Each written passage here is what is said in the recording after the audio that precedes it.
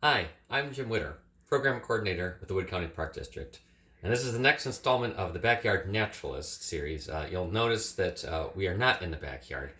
We are in my house. And so I'll get to the backyard part, what this has to do being in the house with the backyard. So today's topic is vermicomposting. So I'm going to take you down into the basement is where I have, and vermicomposting, should explain, that is composting with worms. So I'll bring you down the stairs into my basement and I'll show you the vermicomposting setup. So follow me downstairs here.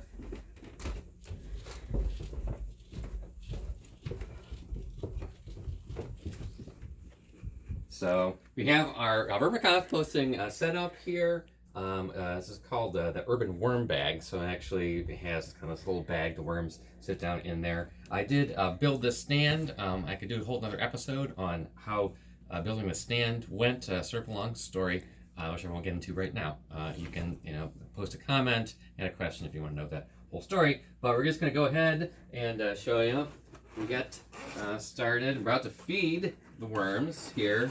My assistant Natalie is going to help out a bit, so can show you that I have kind of a bunch of things in here. We have a nice assortment of apple cores, some peppers that kind of you cut up the core of the pepper, tea bags, a little bit of eggshell, a little bit of coffee grounds, not a whole lot, bananas, kiwi. It does help to cut them up. Apparently the worms like the kind of smaller pieces, helps them to break it down further. And yeah, so I'm just gonna dump it on in there. Ooh, and I'm gonna zoom in there. Natalie does have a worm. This is what they look like. So I notice they are small. These are not the European night crawlers that you go fishing with.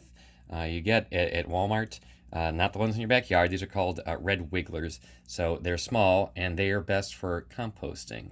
Natalie, do you like the worms? Natalie does like the worms. I can attest. I would like to say that everyone kind of loves the worms equally, and that I've turned everyone into a backyard naturalist in my house. I can't say that I have really. It might be just one of those kind of weird dad hobbies.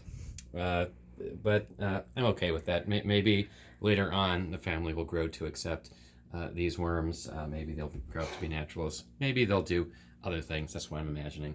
But anyway, so he dumped them in there, and then just kind of cover it up a little bit. Thanks, Natalie, for putting it back in there. Yep, just sort of cover it up. Occasionally, it is pretty nice and moist in here. Sometimes, yep. You will add a little bit of water. I don't want it to dry out. Actually, I did let this dry out, and we lost some worms. Can I do it? Yeah, you want to go for it. Great. Yep. And that's pretty much it. You can use so the worms kind of chew everything up, process it, and it comes out the other end. It isn't too gross. Smells like dirt.